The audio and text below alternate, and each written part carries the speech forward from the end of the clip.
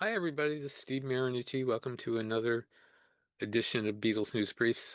On today's show, our special guest is Archivist Keith Badman, who worked on the original Beatles Anthology, and he also has worked a number of other projects, which he will talk about and give you some insight on how he looks for old and lost clips. Keith will also announce a forthcoming book involving the Beatles that is very exciting.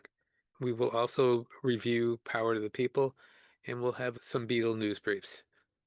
Let's get I started. am thrilled, and I say that a lot, but this time I really am, to bring on to the program Beatles author and archivist and so many other things. I was looking through your biography today and I'm going, oh my God, I didn't know you did all this stuff. Keith Badman, and he's with us from England. Where exactly are you? First of all, thank you ever so much, Steve, for inviting me on your show. And I must say that I've admired your work for many years as well. So, an honour for me as well. So, thank you ever so much. Thank you. I live in sunny Slough, which is just outside Windsor, which Okay. is about 26 miles out of London. And we've got a lovely, beautiful sunny day here. So, there you go. I'm in supposedly sunny California, but it's not sunny today. We've got a little bit of rain here. But let's talk about the Hunt for the Lost Space documentary, which you guys have in England have seen. We have not. You're involved with the documentary, correct? No, I knew of it. I knew when they were actually working on it.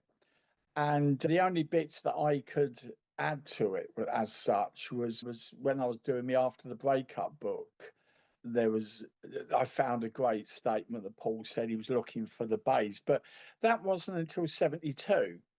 So I'm not sure where the stories about it going missing in 69. I think it really was a case it did go missing in 72, as explained in the documentary.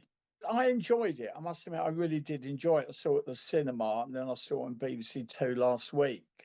It's a really good documentary. It goes into, I don't want to spoil it for people, but it's a very fascinating documentary how, like ambulance drivers, it had gone through, it passed through different hands and it went to this hand. And at one stage, it was going to be thrown in the river. It's all them kind of madness stories. And then you've got some like crazy people in London.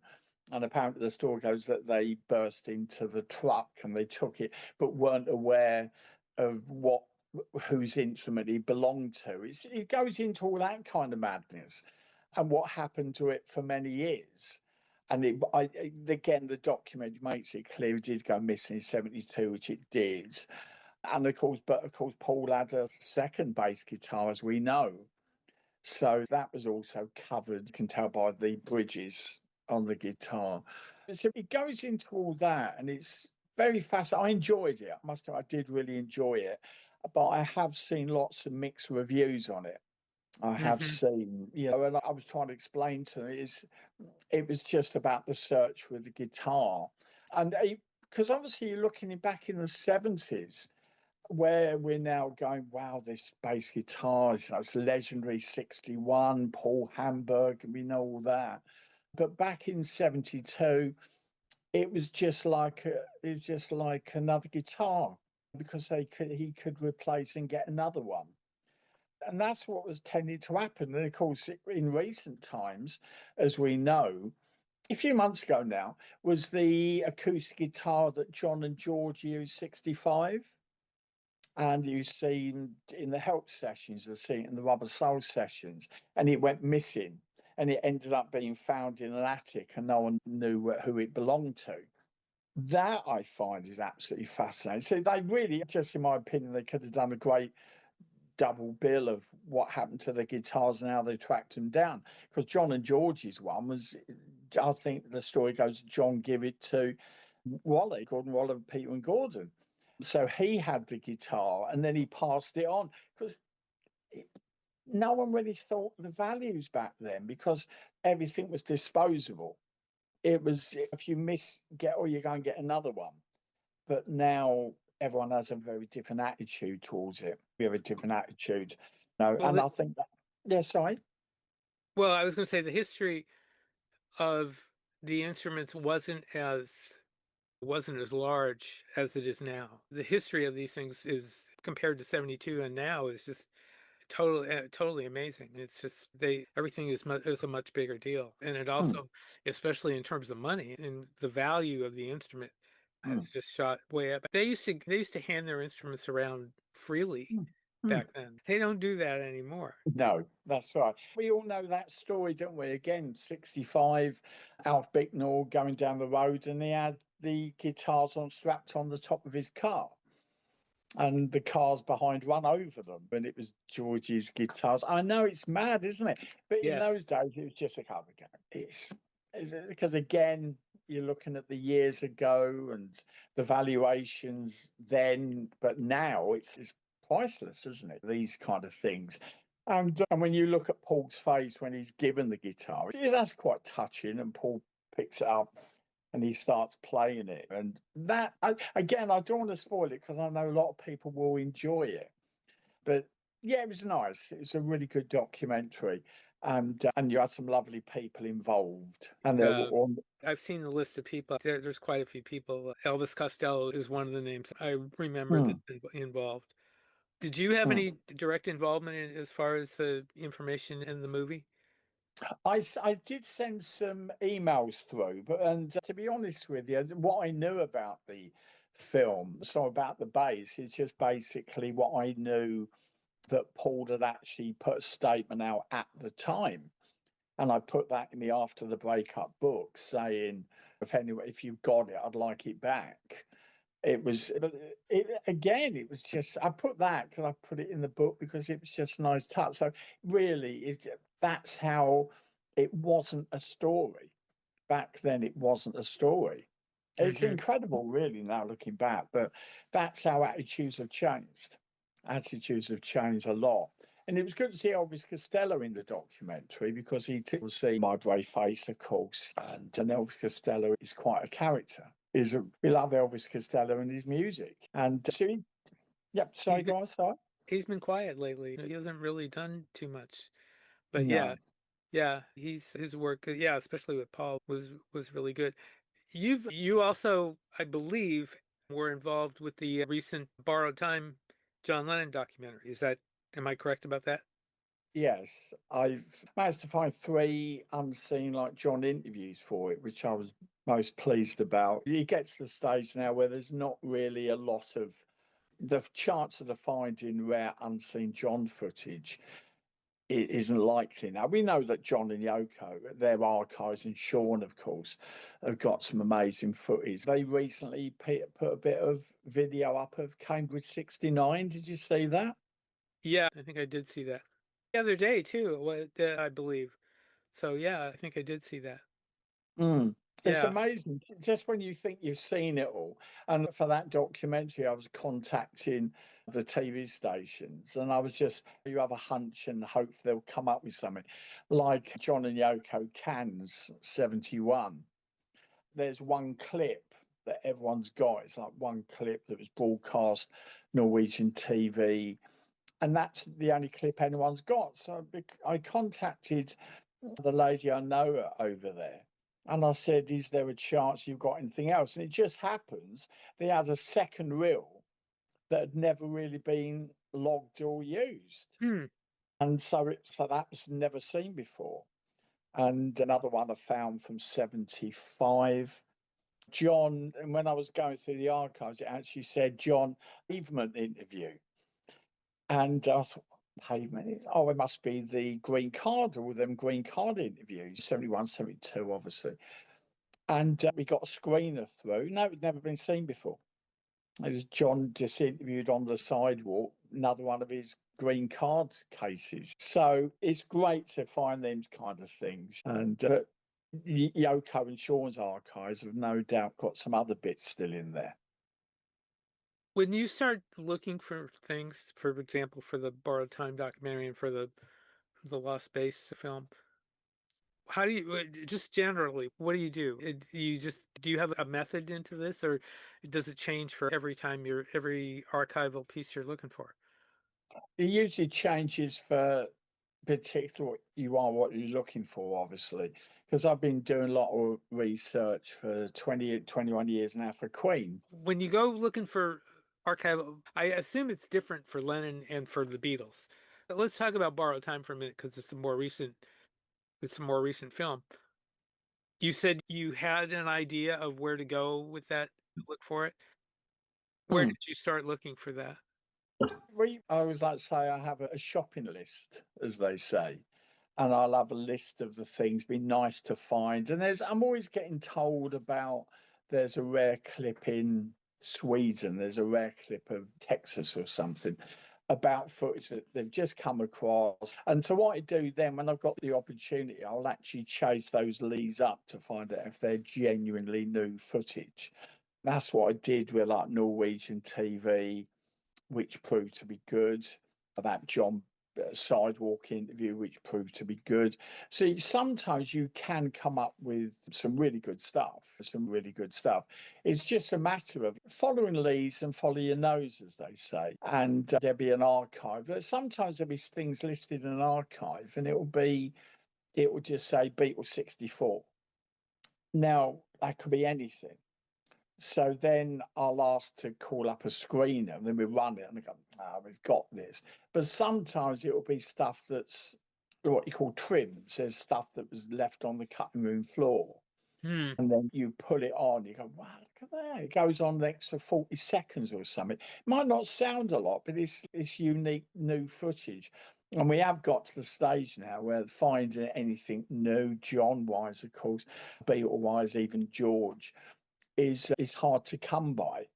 But this stuff's out there. I'm amazed at all the stuff that's out there. Because when I was working on the anthology back then, one of my jobs I was doing was to look for footage which hadn't been come across before. Did you have anything to do with the new version?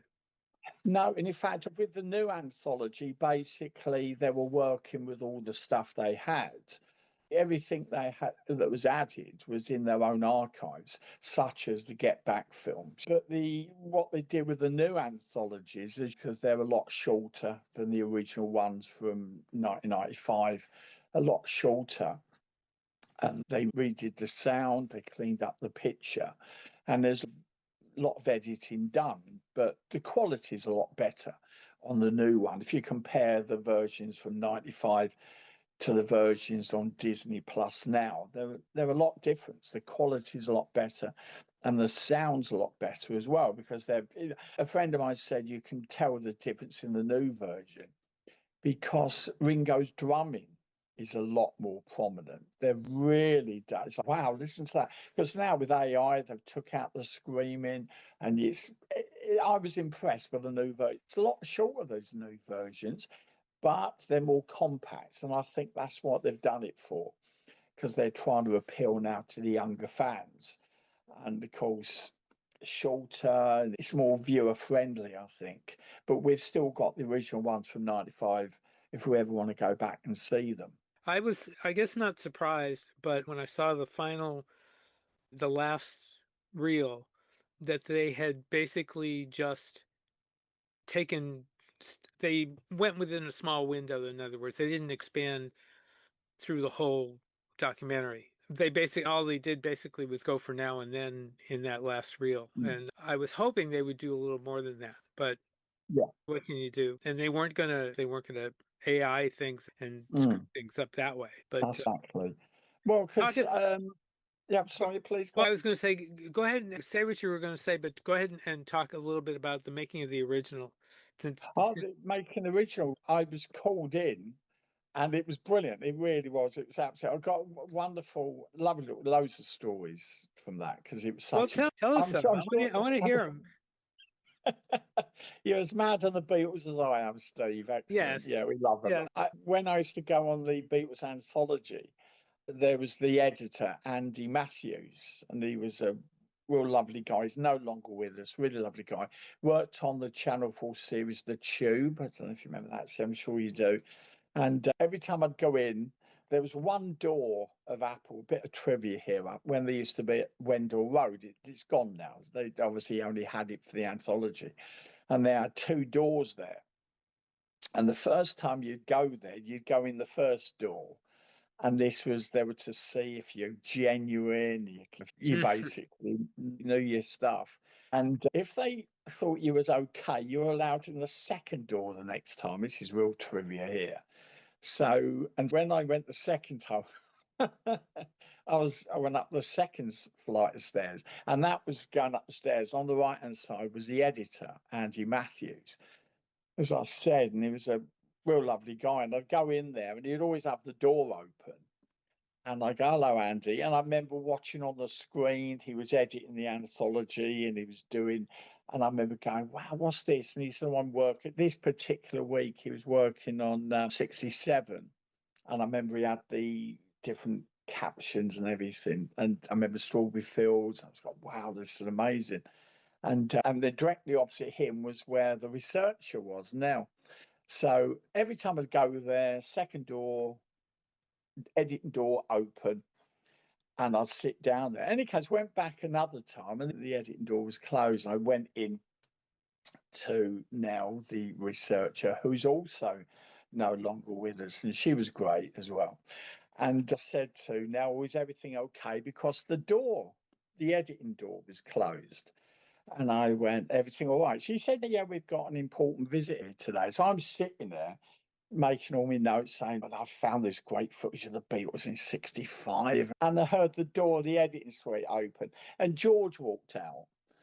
And I was like, and I was thinking, be cool. Because obviously we're professionals. So she said, I said, is that George? She said, yeah, George has popped in today. I was like, so there you go. So there I was, about 6 feet away from George. I heard him go down the stairs and leave. I didn't want to rush out and bombard him. So it's a lovely little story. And if you look in the anthology, you'll see George being interviewed in like an editing suite. And there's all the machinery, the desks and all the recording equipment around him. And that was done at Wendell Road. I think you find that was February 92, I think you'll find. And that was where he done his interview. And so, yeah, there you go. So it's got loads of them like little stories. And it's good to work on as well. Really good to work on. I take it they didn't sit in on any sessions with you guys. They did well. One other again, another. What would happen is that Yoko would get sent her, then everyone would get a cut. That's the reason why it took so long, because as we know, in 1970, Neil Aspinall, of course, he started it off as The Long Winding Road, as we all know. And then when all the problems, EMI and everything got sorted, and then they set about doing it themselves. They started, I think you find in 91, they set about it properly and they got them studios. So basically the Beatles would come along, one or two. I don't think three never sat there in that studio. They met Abbey Road, as we know. I don't think they ever come, the three of them. I could be wrong. I don't think they did. So they'd all be kept on the loop of how all the editing was going. And they'd all approve it and then, no, not happy with that. And as standard in every band in the history.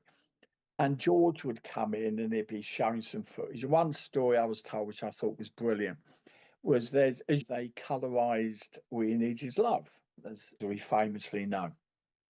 I'm not sure if your viewers or listeners will be aware that the version they colorized was from Swedish television. And it was the best copy they could find. There you go. So that version comes from Swedish TV. And colorized, and George was sitting there, and it was a big surprise to show George the colorized version of All You Need Is Love. So George is sitting there, put it on, and that's what I was told. They told me this, and they were watching for George's reaction. George is sitting there, and at the end, they said to George, "What did you think?" So George said, "Yeah, great." Yeah. He said, "What did you think of it all colorized? What did you think of it? It's all colorized." And George said, "But it was always in color, wasn't it?" He wasn't aware that it'd gone out in black and white. He'd forgotten that it'd gone out in black and white because he was there. He saw the colors. So he never thought, oh, of course it was black and white. So when he was seeing it, he just expected it to be in color. I love stories like that. Because we're into it so close. But for them, it was a part of their life and they moved on.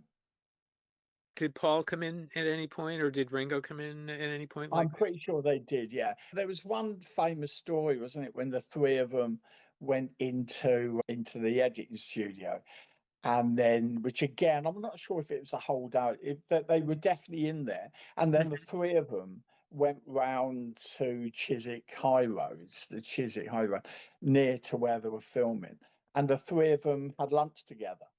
Right. And there was do you remember that story? Yeah, I remember seeing the part of the footage there. And then the guy in the calf couldn't believe it. He was serving three Beatles.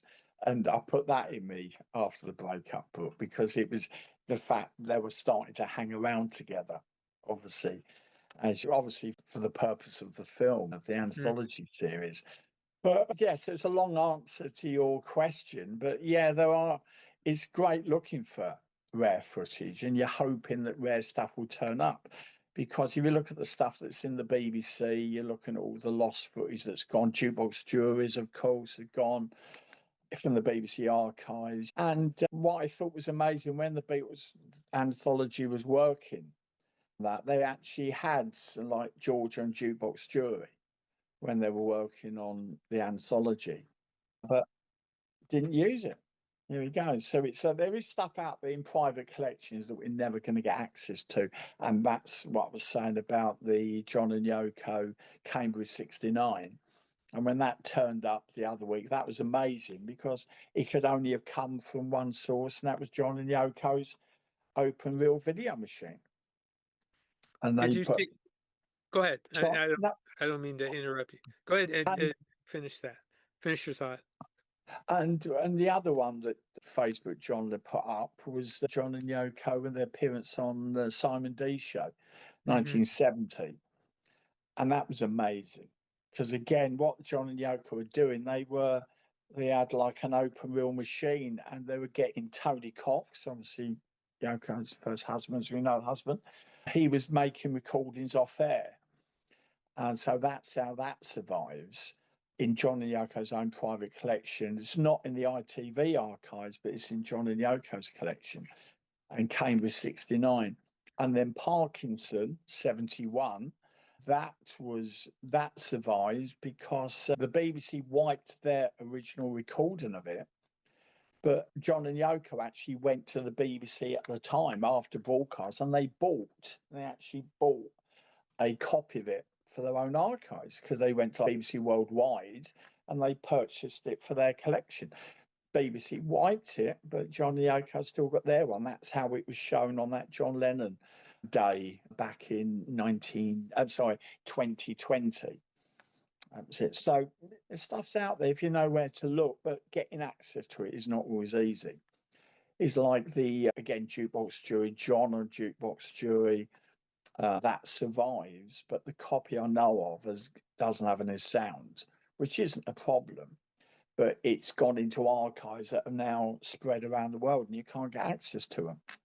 Will we ever get them? Will we ever get to see them? I don't know. It's like the BBC have just had returned 2 missing episodes of Doctor Who from William Hartnell, and they were just sitting in the guy's collection. He's just passed away and he had these films in his library, his stash of films. He's had them for 51 years. So You're talking about the one where they're in the Doctor Who? Is that the one we're talking about? that was The Chase, wasn't it? A little clip of Ticket to Ride. No, the BBC have just had returned 2 missing William Hartnell Dalek episodes that have been missing. So that's my point. There's stuff in archives that you don't know what's in there. You really don't know what's in there. And you just got to be optimistic that more stuff will turn up. And they've just had some more returned Top of the Pops from 66, 67 returned to the BBC. It's like a patchwork quilt, but it's slowly coming to the surface. It takes a while, but it slowly is. Right. Alan Parker told me that he got heat from the Lennon estate about borrowed time. Does that kind of thing happen? Is there ever any times when the estates or when the rights holders are actually cooperative with allowing you to use stuff, or do they usually resist, like what happened with borrowed time?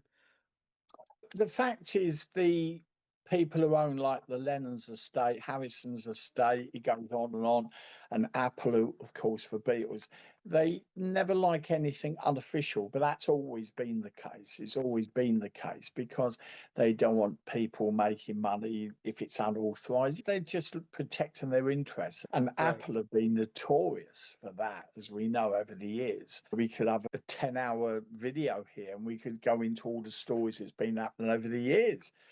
But that's normal. And of course, if you know the law and you know how to get around it, there's nothing they can do really. We look how many unofficial Elvis films have been, how many unofficial Beatles ones, how many unofficial Marilyn, of course, how many unofficial films. And they can't do anything about it because you're making it clear you are getting someone to impersonate. It all comes down to if anyone's going to be making money, they're not making money off it themselves. They want to protect their brand, of course. And usually what happens, the reason why they get heated with some of these films is because they feel that their copyright is being attacked. Their copyright is you're breaking their copyright.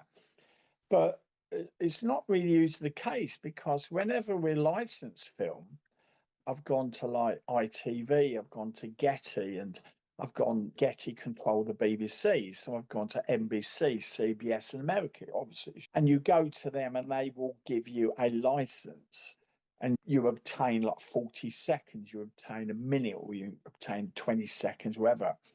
And you license it off them. They are the copyright holders. And if I was to say, I want to use a clip of Penny Lane in a film, they would say no. Apple would just say no. That's it. Not even anyone. No. And our lawyers are watching that kind of stuff. So think that's it. No, you can't. You really can't. But there's lots of footage which Apple, Lennon's estate, Harrison's estate goes on and on. They don't own it. They can't do anything about it. And so that is playing ball. I've done like 2 Elvis series. And if you're doing anything involving Elvis, you know jolly well that EPE, Presley's Enterprises, they're there. They want to know what you're doing. So you have to make sure it's all within the boundaries and they can't do anything about it. And at the same time, you can't use their music. So it goes on and on. Yes, yes, it's common that they do get funny because they want to frighten you off. Simple as that. That's what they want you to stop what you're doing and lock the door on the way out, kind of stuff. That's what they do. But if you know how the law stands and how you know what your rights are, you can get round it as long as you're not doing anything naughty, as they say, Yeah, there you go. Have you seen the Elvis epic film? I have, yes, and I adored it. I absolutely adored it. I really did, I must admit. I've got a hell of a lot of time for Baz, the director, and the hype surrounding it was going on for quite a while. And you think, because of the hype, is it going to be as good as what you hope? Yeah, it was just absolutely brilliant. And I love the stories about people who, like the mum who saw Elvis in 74 or whatever, and then she's taken her daughter and they were like going 5 nights running, and those kind of stories are fabulous because it's again, like they're doing it with the Beatles and the 4 films they're doing. They're trying to bring Elvis, the Beatles, to the new generation. That's what they're doing. And I thought Baz done the most amazing job on the film, really was. And I saw it at the IMAX and it was stunning, absolutely stunning film. Because that's what people want now. They want to see it on IMAX. They want to see it just absolutely stunning. That's it. I loved it. What did you think of the Baz film? Initially, I was excited. And then Hmm. when I heard it was just outtakes from the 2 concert films, I went, Mm, no, I don't know. And mm, I finally talked my wife into going. We went during the day when it was cheap, mm, and we mm, were just completely blown over, mm, completely blown over. And I think for both of us, the Beatles are bigger mm, for us than mm, Elvis. mm. Yeah. But we were just absolutely knocked out Mm. completely. The color, the Cool. remixing of the music was Amazing. Yeah. really incredible. And I kept thinking, I realized that the Beatles did 8 days a week, which wasn't the same thing. I would really love to see the Beatles do something like that. I really think that would be great, and put it in a theater, like they Mm. did with Elvis. Now, on the other hand, I did not like the biofilm that Baz did. I really didn't. I thought, Oh, really? Okay. yeah, I didn't care for that at all. On the other hand, I liked the Priscilla film. I thought that was a better movie, Right. but I Right. did not like his Elvis film. There was too many distractions in the biofilm, but I really like this one a lot. I really did. Because yeah, no, that's a good. I'm fascinated because I did see mixed reviews with it, and again, I enjoyed it. I did really enjoy it. But Epic was something very different, wasn't it? And I think, and again, as I said just now, it's bringing Elvis and the Beatles obviously to like the new generations. That's why they're doing all these kind of things, which is working because I remember there was an interview after the Elvis the biopic, and they were speaking to these fans, and they were speaking to one fan, and she said, "Before this, Elvis was always my dad's artist." Yeah, That's I, that's that's funny. The Beatles have had their share of projects mm, pointed at younger people. They did I Am Sam. Uh, mm, they did mm. now I can't remember the name of it. It's on the tip of my tongue. The one where they did all the cover versions. Oh, across the universe, is that anything Yeah, like Across that? the Universe. Yeah, That was specifically pointed at younger people, it and I was. think they Yeah, it actually was. Yeah, they had some success with that. It obviously depends on what kind of footage they have. yeah. And with the Elvis thing, they took what they had good footage. They had it was color. They were Mm, able to really sharpen it up and mm. really make it look modern. If the Beatles, I think, did something like that, it would be quite interesting. Yeah, absolutely. Do you know on that point, do you remember when, of course you do, the when Get Back, and you had the Get Back series, of course, and then you had the chance to go to the cinema and watch the rooftop concert. They just lifted out the rooftop concert. And I remember we all went along to that in London. I don't know, I just was under the impression that it was just the rooftop concert. And I must say, it's great. I must say, it's fabulous on the big screen. The rooftop concert is fabulous, isn't it? It's just absolutely wonderful. Anyway, how many times have we watched it? And it's still fabulous, isn't it? Right. And it was just the lift out of the Get Back film. And I thought, wow. And yet we know jolly well that the concert only, without the cutaways, without the interviews with people on the streets, and without all the policemen, etc. There's a version which was edited, and it's the concert of them on the roof. And I think, well, see, that's something that Apple really should have done. I agree, they should put something out which is like an experience. Shade is hard because there's always the rights issues. For so many of the Beatle projects, there are rights issues, which they have to get clearances, which is industry standard, and the legalities of it all. It isn't quite so easy. But of course, the Beatles, Apple do own the Tokyo concerts, as we know. But they're theirs. They still have to work with NHK Japan, of course, but it can be done. But of course, the Beatles in '66 weren't sounding as good as they were in '60. You can see they were showing signs of fatigue, as they say. So that is the problem here. What do they put out? 8 days a week was good.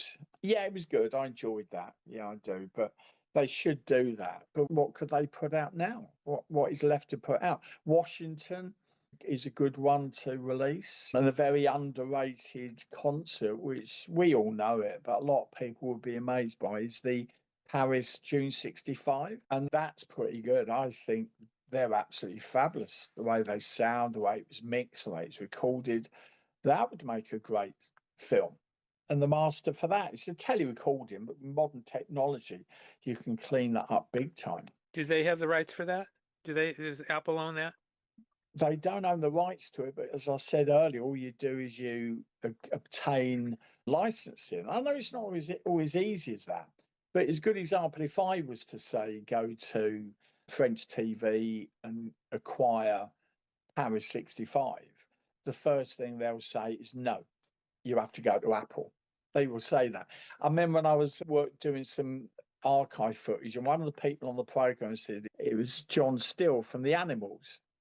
Ah, And he said, yeah, and he said, I really want to get some footage of us on the Ed Sullivan Show. So I went to Ed Sullivan's show. I said, want a clip of the Beatles? You want a clip of the Animals? And of course, the Ed Sullivan people, lovely people, they go, nope, we won't do anything unless you get permissions from Apple, you get permissions from Elvis Presley's estate. They won't release anything unless you get permission from them. That's how hard it is to get. It is coming out. Look at them wonderful Beatles Ed Sullivan packages. They're absolutely brilliant. But that was done with Apple's endorsement. But right. it's easy to get endorsement when if it's an official production. Not so long back, I was asked to do help on a documentary on Pink Floyd. And I said, that sounds good. That sounds brilliant. Have you been given any music? No. I said, but it's a non-starter then. How can you do a documentary on Pink Floyd? You can't even use their name. They don't own their name anymore. So you think, what? So that's what I mean. So these programs are not getting made because it's so hard to get the licenses and the rights and everything. It really is.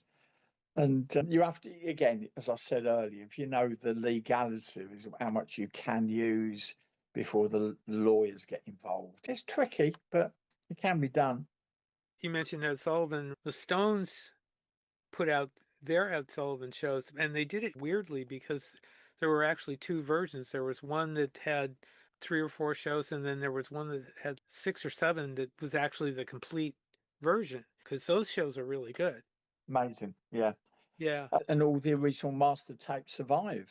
right. And that's Yeah, what the quality is just perfect. they It's live. because they're all shot on 2-inch tapes and they're all digitally transferred them onto the modern format. And the quality is so good that they could have taped them yesterday because they're Yeah, that good quality. Yeah. It's usually down to rights, simple as that. Rights and clearances. I know, again, another show I was working on, we couldn't get the rights to a song. We couldn't get the publishing rights. And when we did manage to get the rights to the song, they wanted so much money, we couldn't afford it. do you want to say what song that was? I'd love to, and it's because I'm a bit worried they might be watching. Okay, So, yeah, okay. I don't fancy another lawyer's letter. So, I'm I sure you I don't want to understand. be the cause of a lawyer's letter. I don't No, want. thank you, because you're a top guy, Steve. And I just remember them saying, yeah, we agreed to let you use the song. And I said, how much? Couldn't afford it. So again, the 5-track performance become 4. There you go. We're talking tons of money, not just a little sum. It's a big sum, isn't it? It is, yeah. It depends on the song, of course. Sometimes you can get a song for like a few thousand, obviously. And what you do is you buy what you call sync rights and that kind of stuff, and make sure, which is rights, it makes sure the publishers get paid, the everyone gets their dues, which is nice, and I fully understand that. But when the price is so high, it becomes extortionate. You think, can't afford it because you have a budget and you've got to work within a budget and you've got to get everything within that amount of to get the program over the line. Another story is a good example of that. It was the that wonderful film Yesterday. Great film where he wakes up and the world's never heard of the Beatles. Do you remember that Mm. one? Yeah. And the story that the film cost $20 million to make, Hmm. and 10 million of it was going towards paying for the use of the Beatles songs. So that I can quite believe, because Beatles music is not cheap and you can't get it. And if Yeah, you hear Beatles, yeah, sorry. I was going to say I've heard that Beatles music is quite expensive. It does not come Mm, cheap. no, it doesn't. And they want to basically, and again, it's the minute you hear Beatles music in a film, you tend to think it's official. It's been endorsed by the band, which, and yet the funny thing is, back in the 70s, you would hear Beatles music in films, and it was just commonplace. Not always. Do you remember The Prisoner, the wonderful series The Oh, yes. Prisoner? Oh, Oh, yes. Patrick, yeah. And we're I'm going, a big fan of that show. Fan. no way. Yes, I love that show. You're going to love this, Steve. It's my special lady's Kay. It's her birthday next week. And next Monday, we're going to Port Merion. There you go. Ah, I'm very jealous. That's very cool. Very Special cool. K's her birthday next Monday. We're going to Port Merion. There we go. And what we do, we'll have a picture and we put up "Hi Steve." How about that when we're there? I would love to see that. I know that they used "All You Need Is Love," In his love. That's and what it's coming on to. I remember hearing McGowan talking about that, Patrick McGowan talking Yeah, about that, but it wasn't very long. It was only a very short clip of that song, but they managed that's to get it. it. They managed So to you get get it. in And the one of the final. I think it was it the was the last one. Fallout it was the last episode. And when I was at Port Merion, there was a guy who actually worked on The Prisoner. And I mm, said to him, I said, how did you get All You Need Is Love on the final episode? They rang up and they got through to John. And he said, we want to use All You Need Is Love in the final episode. And John said, yeah, fine. It's another world, isn't it? It's another world. And of course, they said because they were such a fan of the series, they were honoured. Their music is going to be in it, and it was agreed perpetuity. So forever and a day, it's always going to be in that episode. Apple obviously would have checked on that, but can't do anything about it. Yeah, and that's how easy it was to get back then. and of course there's a another Beatle link to that series, Leo McKern as number two. That was early on, and then he came back for Fallout. But yeah, if anybody hasn't seen the Prisoner series, Leo McKern, who was in Help, was in that series, and he was great too. He was great in that series. Absolutely. And also, here we go. Would you like another Sure, Beatles link to sure. The Prisoner? You're enjoying this, Steve. I can Oh tell yeah. you enjoy it. Oh, I'm not sure. I'm not sure I know this one because I. But go ahead. There you go. You can please dine out on this by next time, of course. He used to have a holiday at Port Merion every year. I didn't know that. Yeah. Hmm. And I haven't seen it personally, but someone put it up and it looked pretty genuine to me. He used to stay in the room, and one of his guest books, signed by Epstein, still survives. And that's from '66. There at Port. Apparently, someone's still got it, yeah. And another one, another Beatles prisoner connection. There you go, number four. Number four. Number four. If you look in The Prisoner, you'll see Georgie being interviewed. And you can see he's interviewed in Port Merion, and you see the tower behind him. There you Hmm. go. There There we you go. go. There we go. Those are great.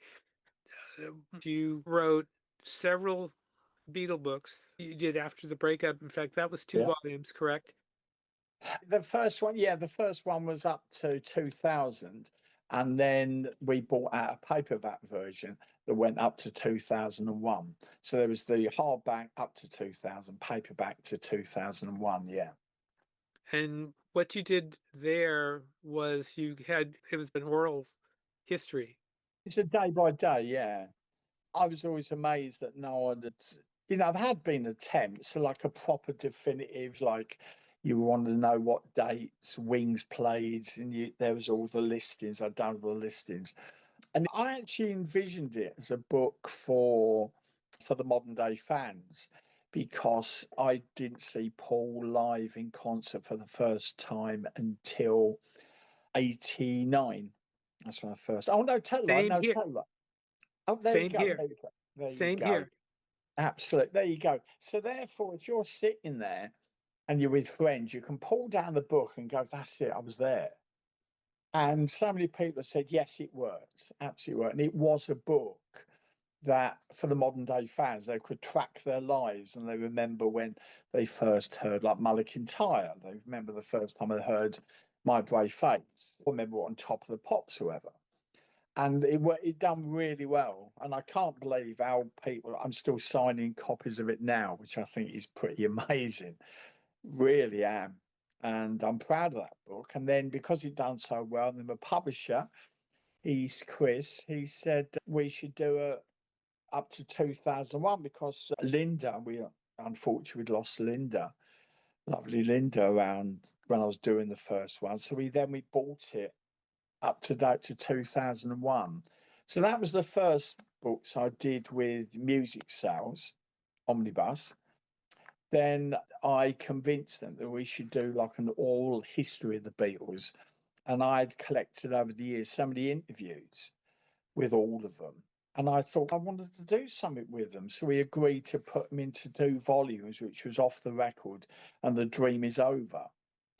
So it was basically full of stuff that you think was common interviews, plus some rare ones, like John, American Tour 65, where he was talking about where they were going to do a cartoon version of his books.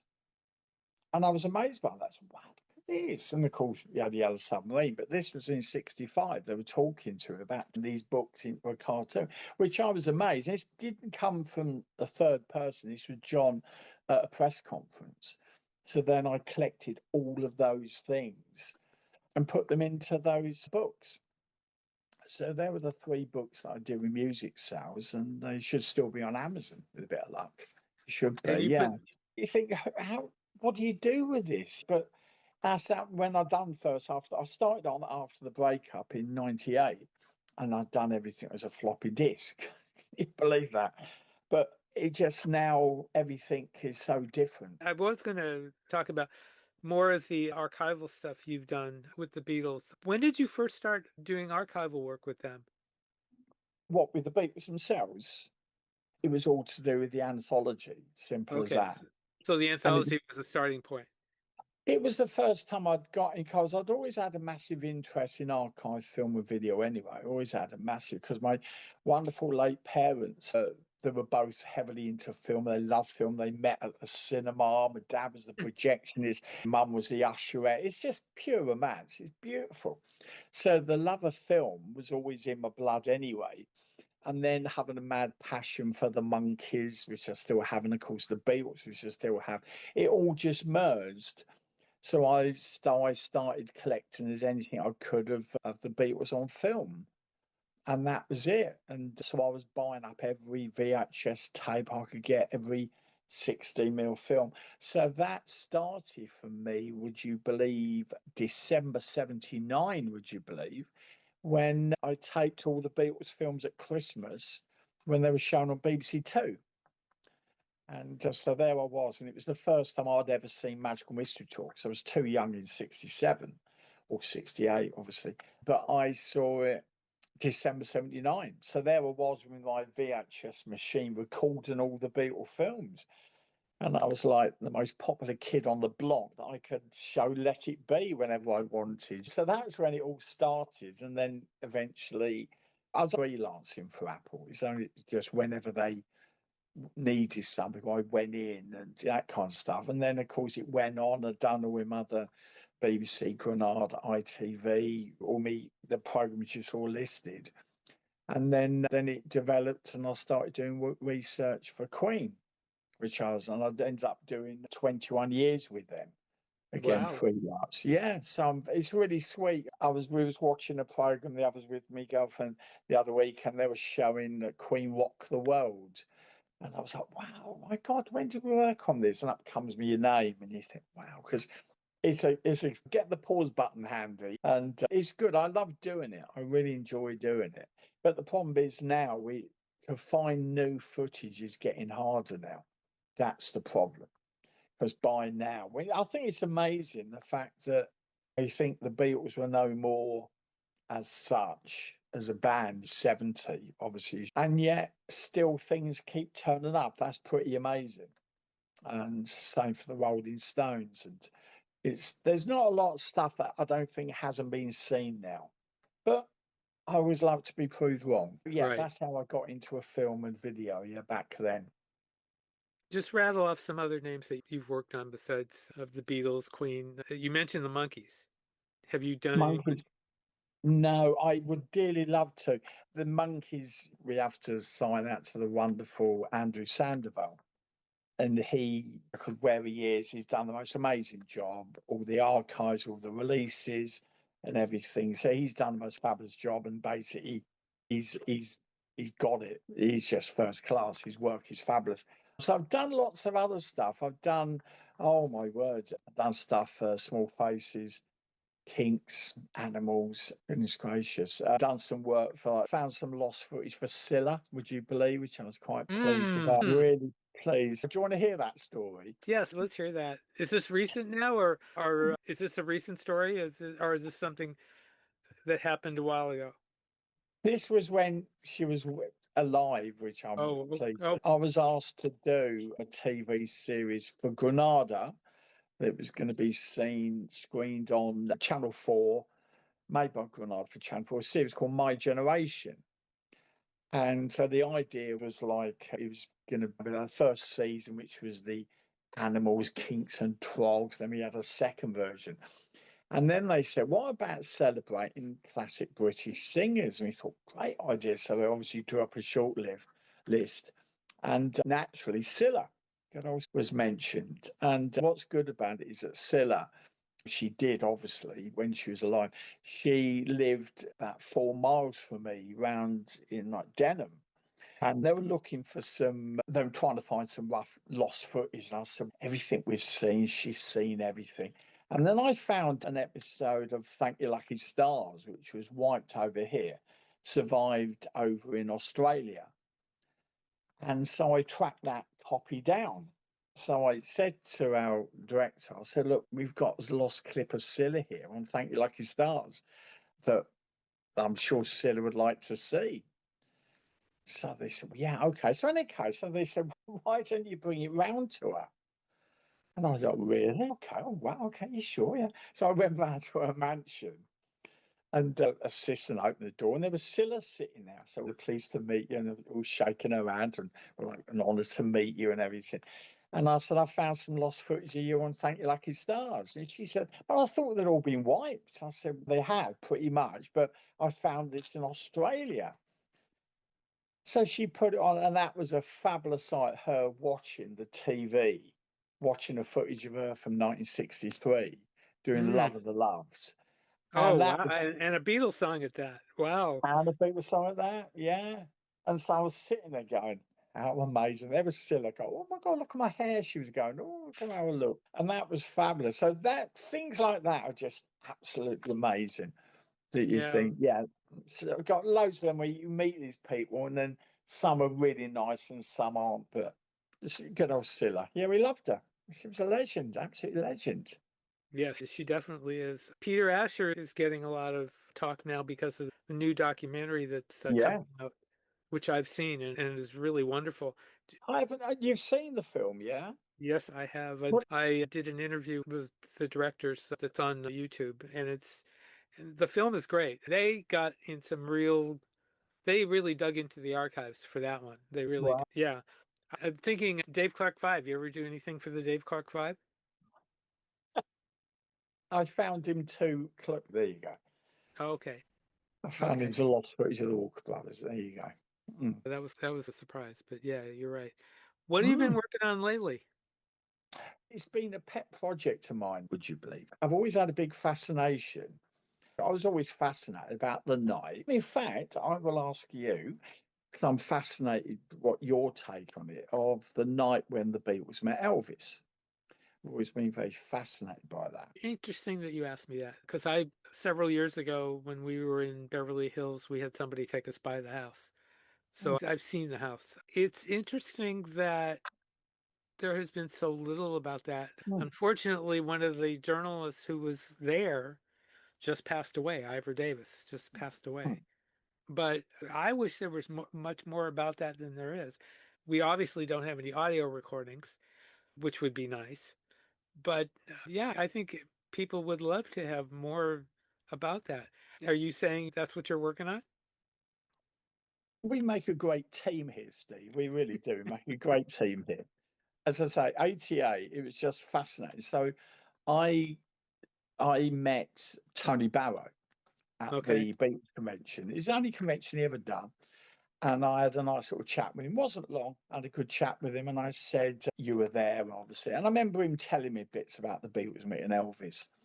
And I was going, wow, okay, wow. So I was making little notes. Never really thought anything would come of it. I was just always fascinated. It was just a pet project of when the Beatles met Elvis. And then I eventually got to meet and become good mates with Alistair Taylor.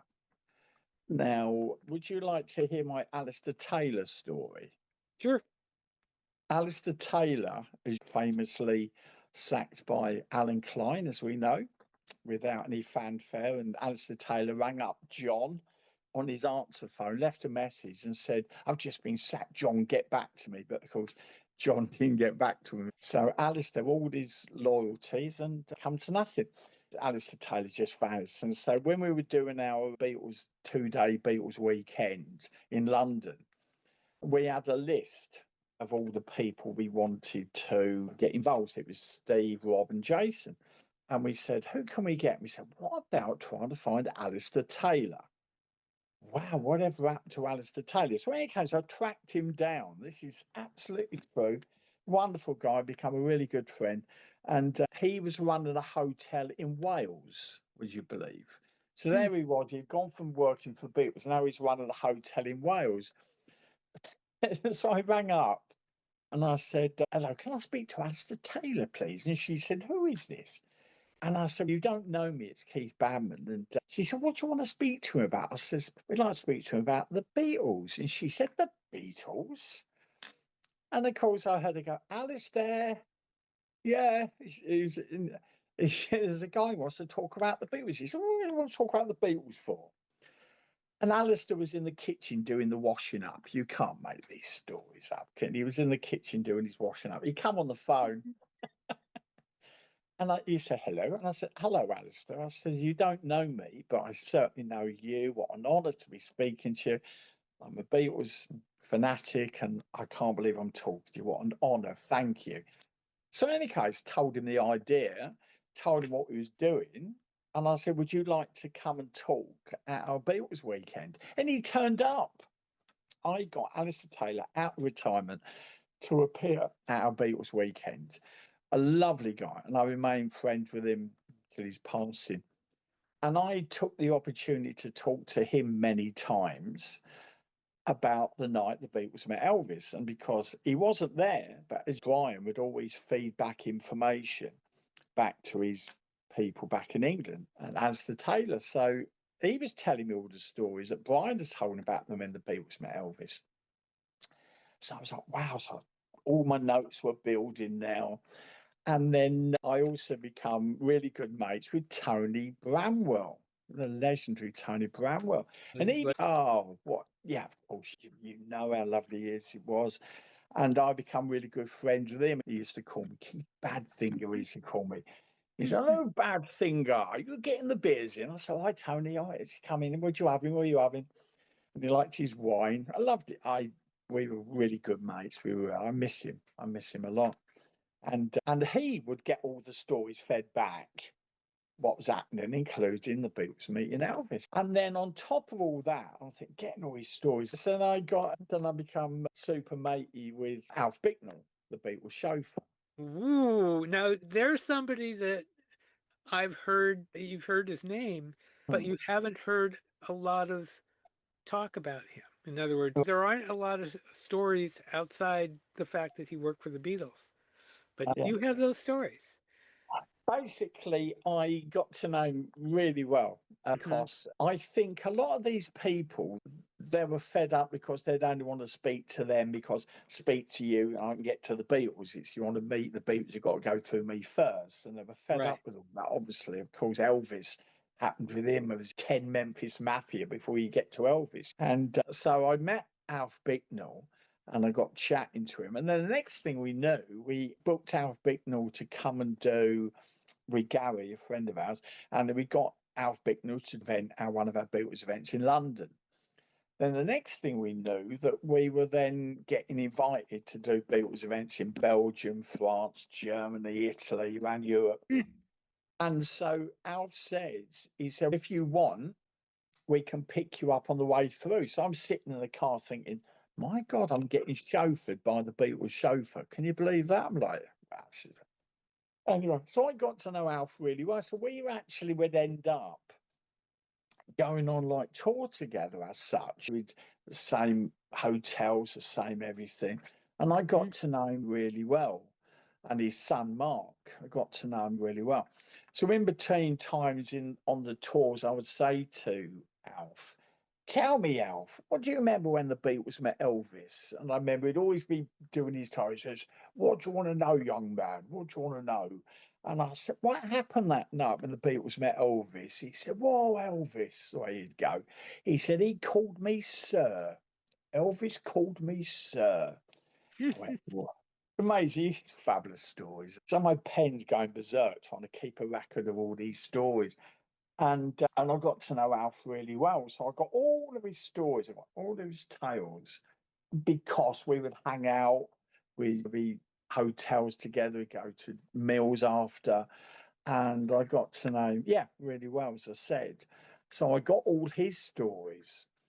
So after collecting all the information from all of those, and over the years, I would then meet Elvis fans who would have all this information, press cuttings, private diary notes and everything. So what I've done now, pretty much after 38 years later, Something like that. I've pretty much got now, which I believe is almost the complete definitive of what actually happened that night. And I'm really pleased about that. So it'll answer every question going. So now we want to try and get a book sorted. It'll come out as a book.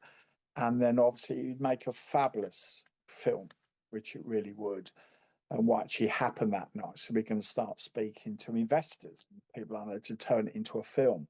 And it's just been a little dream of mine for so long to find out what actually happened. And it's really funny when you watch the anthology and then Ringo says, oh, I remember playing football with Elvis. And then Paul, and basically they didn't remember what happened because they were all high, as we know. Right. So they don't really remember what happened. So when you go back and you look at the original documentation from, say, the late 60s, mid 60s, early 70s, and you'll find their recollections was far more accurate than it would have been for the anthology back in 92 to 95.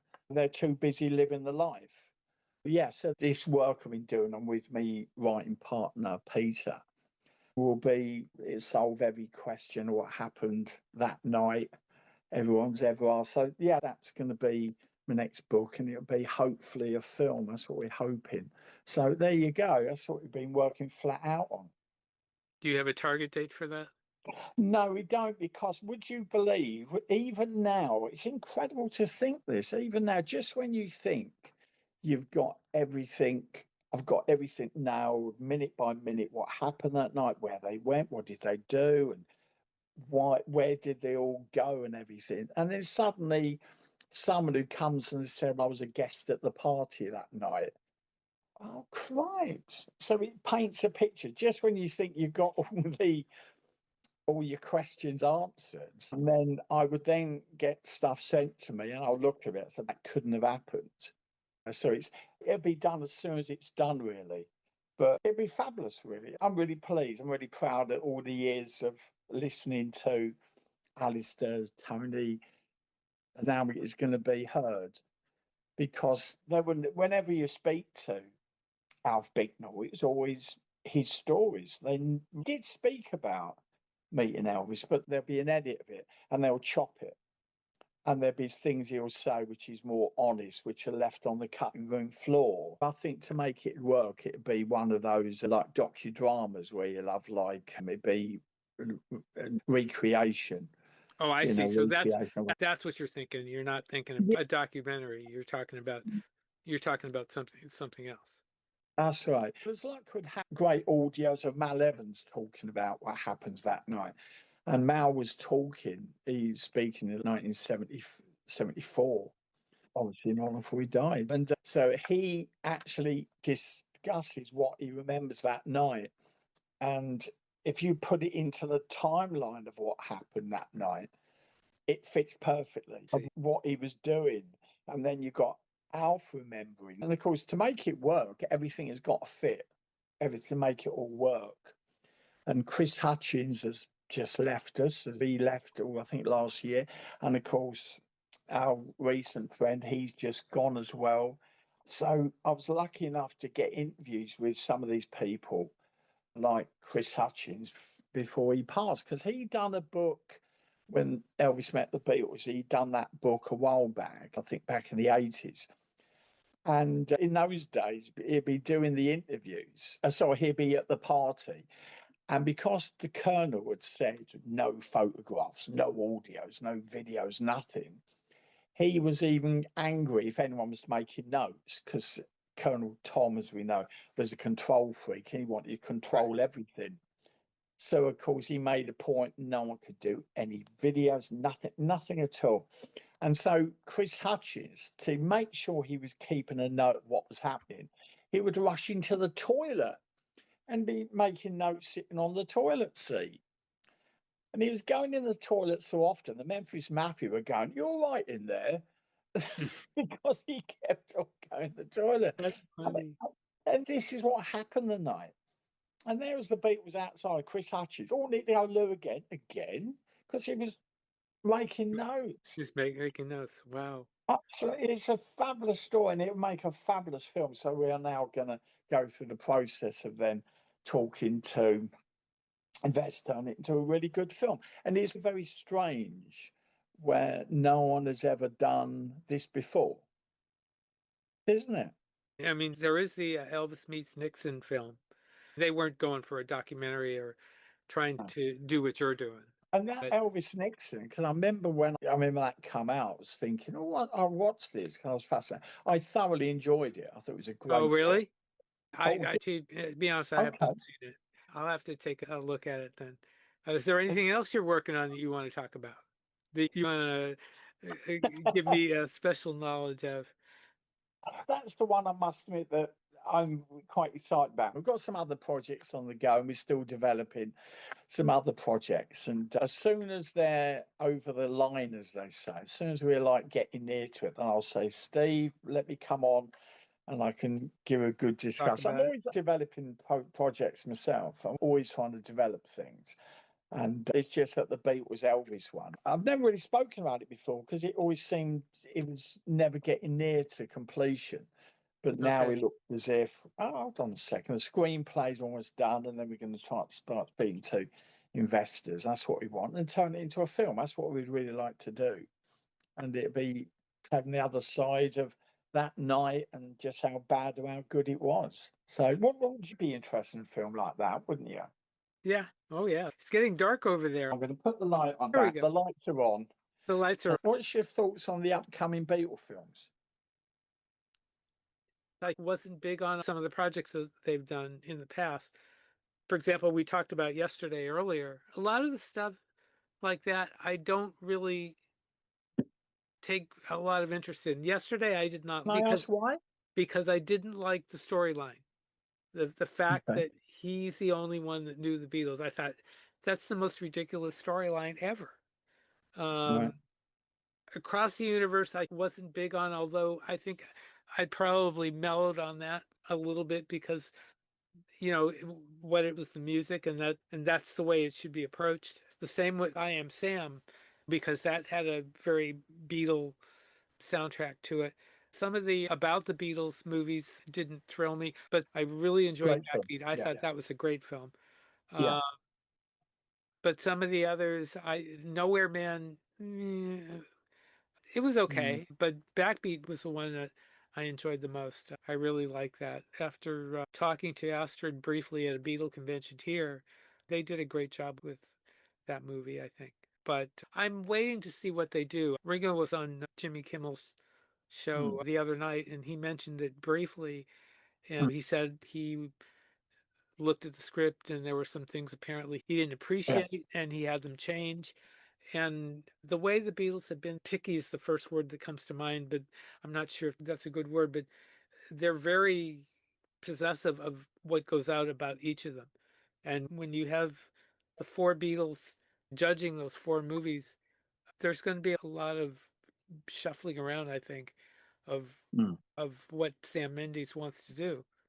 And I'm curious, are they going to use the same scenes that they filmed for each one in some cases. I would think there are some scenes that you're going to see repeated, but I Mm, have no idea what they're doing there. I'm not going to prejudge it. I know some mm. people over here have prejudged it. You're not involved with that, are you? No, I'd love to have been, and a friend of mine has good ties with Sony, and I Hmm. said if they want a consultant, but it's just not easy. There've been some howlers, but again, it's early days. But if they're actively involved, I saw that Kimmel interview with Ringo, and he was Hmm. saying that he said, "Well, no, is that never happened? That never happened." Yeah, so I can understand. That makes me realise that it's not going to be the truth because obviously it's going to be sanitized. It's going to be Beatle friendly, isn't it? Really? Well, because Apple is so involved, that's the Mm, only thing you can think. mm, Apple's not going to let their four biggest properties, to use a mm, bad word, but get attacked in mm. movies like that, That's right. that they have control of. And that's Yeah, exactly what this is. yeah, So yeah. yeah, you're right. They're not going to allow, I don't know about sanitized, but it's going to be very, very Beatle friendly. That's for sure. Beatle friendly. That's the word. Yeah, I agree. It will be absolutely. Yeah, because there's Beatles music naturally featuring in the film, obviously. And you think of it, we won't see him for 2 years. That's a long time, isn't it? And again, it's to bring the new generation of fans in. Yes, it is. It's going to be Beatle friendly. I'm looking forward to them. They could be absolutely amazing. They And certainly could. And Mendes has gotten, from what I've read, and I haven't read a lot about him, but from what I've read, he's gotten good marks for some of his stuff. We'll see. We'll see what happens. I thought of something else I wanted to ask you. Have you been involved with Mark Lewison and his dear book? Mark, Have you been he's a involved Mark. with? Mark, I've known years, and I've got a lot of respect for him, like we all have. And when I see him at the Beatle conventions and things like that, I've been in touch with him, emails, and I'm in touch with him as and when. If anything comes up, I'll contact him. And I've got nothing but high praise for him because we respect each other, and I know exactly how hard it is for him.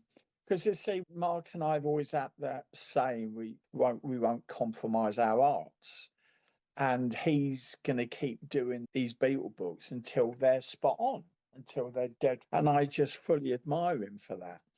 When you were talking about the Elvis meets the Beatles movie and how you were getting more and more information, that was the first thing I thought of, is that it's the same thing that Lewis Hmm. has. Absolutely, because as I said, when I first had the idea for the Beatles Elvis, it was in '88, and I never thought I'd still be looking for new information now. So it was a case I could have gone to a publisher 10 years ago. And no, because it was nowhere near finished. And now, as I'm working with me writing partner, Peter O'Brien, it's now got to the stage where I feel now is ready, but I didn't. And again, you've got to keep on going until you're happy with it. It's like when I'd done my book on Marilyn Monroe, and I just done the last 2 years, just the last 2 years of her life, and it took me 5 years. So it took me 5 years just to do 2 years of her life. So when Mark said he's still on it, I fully get what he's saying because you want to get it to its perfect, you want to get it spot on, and I get that. And me publisher on Marilyn was saying, "Can we have it?" And I said, "No, I'm still looking for stuff." And then I went in there and he because it was delivery time, and I said, "I'm still not finished." And he said, "What are you doing?" And I said, "I'm still finding." So I took in, which blew him away, and his assistant.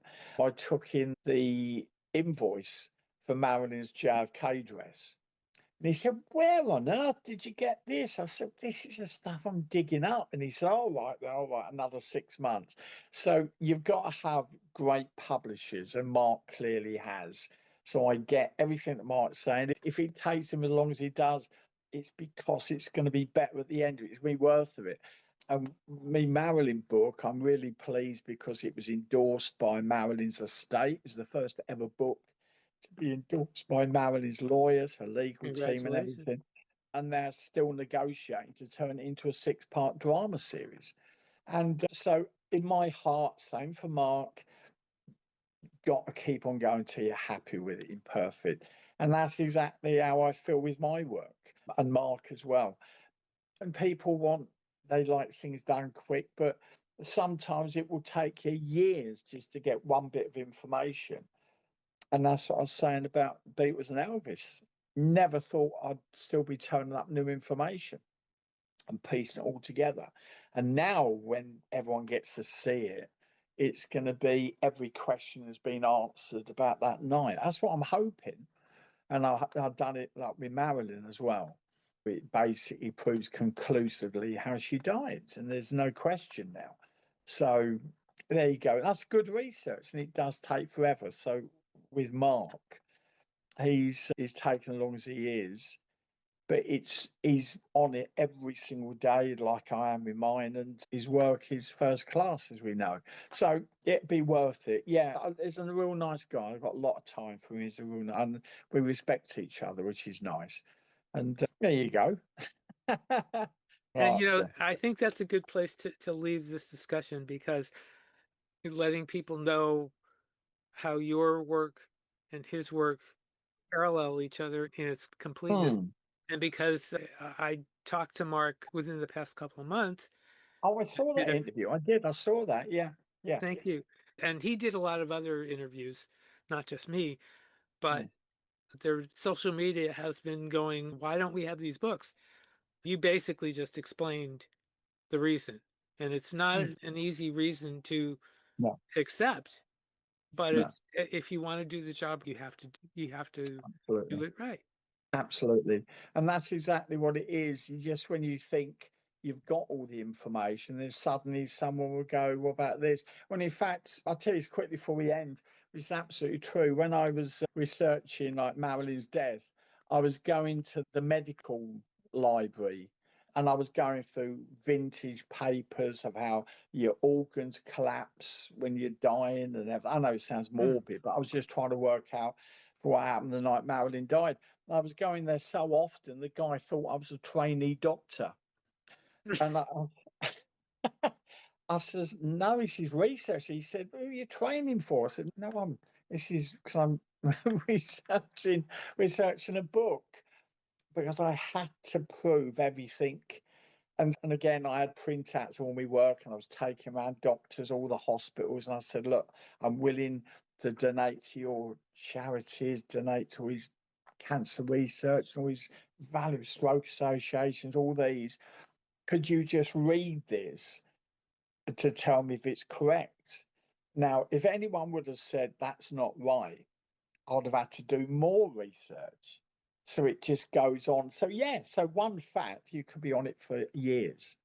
And that's exactly what Mark's doing. So, there you go. It takes the time, but at the end of it, never compromise your art. And at the end of it, it's going to be worth it because you can have a fabulous bit of work on your hands. Right. There you go. Right.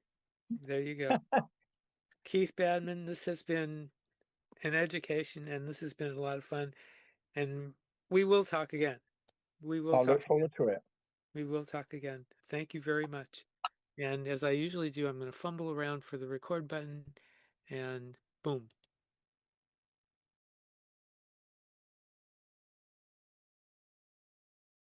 I wanted to talk a little bit about Power to the People, the John and Yoko concert movie that was screened over 2 limited days. I thought it was pretty good.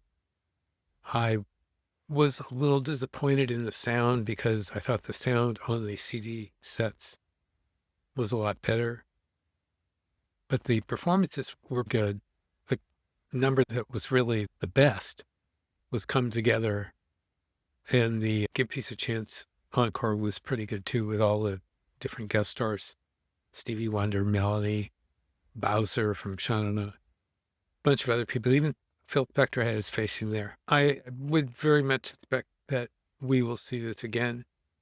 I hope we'll see it again in some form to buy, because it should have been out there a long time ago. By the way, I did miss both the two songs that were left off the CD set. But interestingly enough, they had the introduction to Open Your Box saying the song was banned. Now we have a few Beatles News Briefs. John Lennon, the last interview, which will feature Laurie Kay, who we featured on our show 97, with excerpts of her Beatle interviews, her RKO partner Dave Sholin, and her engineer Ron Hummel, will make the rounds at the Cannes Film Festival starting May 12th. It will be in theaters later this year. Good luck, Laurie. First Ringo, then Paul, now George. A new photo book called The Third Eye will be published by Waterstones. The book description says it's a intimate and stunningly presented chronicle of the Beatles' career through the lens of their multi-talented guitarist. The deluxe cloth-bound and foil-stamped edition features 4 prints and signed numbered cards from Olivia Harrison and a 7-inch vinyl of an unreleased Harrison song, which we do not know the name of as of yet. At this time, however, the book's only available in the UK. And even more Beatle photos. Ken Womack is following up his last book on Mal Evans with a new one, this one featuring photos from Mal and his personal diaries. It's called With the Beatles, and it'll be out December 1st. Well, that's it for today. Thanks, everybody, for tuning in. We hope you enjoyed the interview with Keith Badman. Thank you, Keith, for coming on and talking to us and all those great stories. We'll be back soon with another show. Find us on Facebook with our Beatles News and Information group, which just passed the 13,000 mark. I post regular Beatle news. I also post news of this podcast when it goes up. And we would really love for you to subscribe. So if you don't subscribe already, please subscribe and give us a like on this video. We would very much appreciate it, and it helps the show. Till next time, this is Steve Marinucci saying, be seeing you.